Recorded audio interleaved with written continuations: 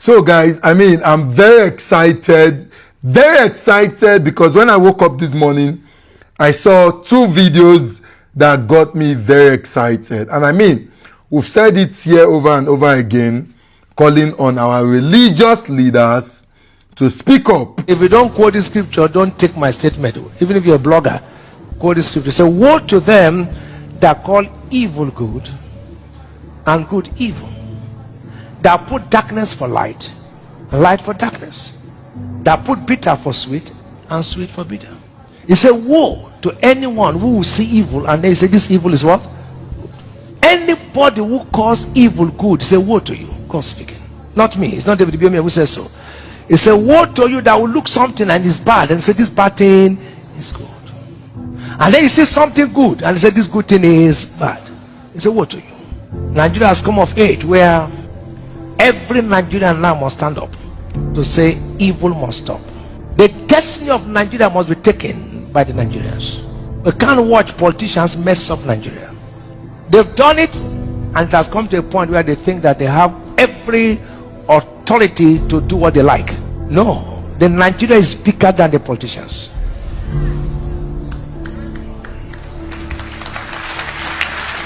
We must stand up as Nigeria says politicians is enough. One or two persons cannot take Nigeria for a ride. The nation is bigger than the individuals. Why I say so is this: when people anywhere in the world enter with force without being voted, they don't respect the people anymore.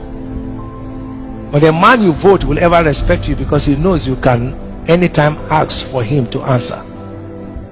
Till tomorrow, they challenge Trump in America. They challenge Biden in America till tomorrow because they voted him in. Nigerians now don't want to be voted, so they are not answerable to the people. An American president will be answerable to Americans because they voted him. They are careful when they are doing something because they know the people they are answerable to them. But Nigeria is turning to be another thing, becoming a monster, where somebody will not be voted yet want to impose himself on people. It's high time the church, other religious bodies, I don't want to call other religious bodies, the judges, the military, the students, every Nigeria will say no to very few politicians. Enough is enough. We must not call evil.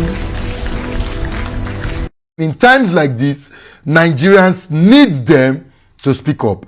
And the reason it's simple is because Nigeria is more of a religious country than a politically inclined country.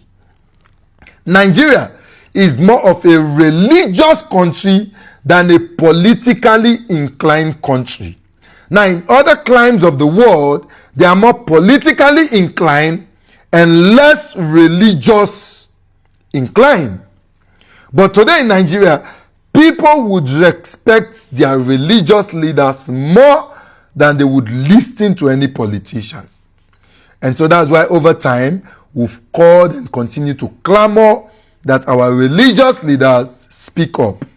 A few weeks ago, I saw a video of an imam that was trending, that was speaking up. We've seen a couple of them, but I want to speak as a Christian. And today, I saw videos from Pastor David Ibiome. I know Pastor Paul Enenche also do this very often, has always spoken out from his pulpit. I think a lot of pastors should emulate this. While we also call on our Muslim brothers, clerics, to also speak up. Because these leaders, they go church, then they go mosque. They are also very religious. And once this, cry, this call, they come from this religious head, we believe say they go hear. We believe say they go listen. And just like it happened sometime in 2015, when all the religious leaders came out and marched, I still wait to hear from Pastor Enoch Adeboye, because in 2015 we saw you were on the street. Sir, your congregation, many, maybe they are not telling you the truth, and that's the problem I have with Nigerians. where Nigerians lie to themselves and go to church and lie in church. Una dey only dey do well when una dey church. When una comot church, una dey suffer. When there is anything to do in church, you go borrow money, you stress yourself, you want to like say you belong just to prove for church like say you dey do well. Then when you comot church, you go back to factory setting, now you dey suffer. And that is why a lot of the pastors not also understand say Nigerians dey suffer. Because when they plan to meet a target in church and they give those amounts, they actually they meet them, even they surpass them, because everybody they contribute to the purse. Even though you no get for house, you they suffer for house, you go borrow because you want prove like say yes, you don't they do well. Fake life in church, when you come out, you go back to your real life. We are just deceitful. However, it is good to see bishops, pastors, men of God coming out to speak. And we must all come out and continue to speak. All of you pastors, when get churches, ask your members truly what they are going through. Outside religion, no wash them, no package them, not make them feel safe. They tell you truth, now me say they no get faith. No, be honest with them and ask them, they will tell you. A lot of people, they pass through things right now. And that is the reality. That they are able to meet up with your wants in church, that they are able to give offerings in church, that they are able to pretend. You get people when no make money for months, that they pretend, they say that they pay tax. Go find, because say people don't see them say that they always they pay tithe. They go find money, just put maybe say they come out, say they pay tithe. They are not really making money. These are too much pretense we are seeing in church. So pastors, please ask your members genuinely, they will tell you. We need your voices, because Nigerians as at today, it is the truth. They respect their religious leaders more than they respect their political leaders. And we so believe that once the religious leaders speak and they come out, we will get it right. It is just the truth.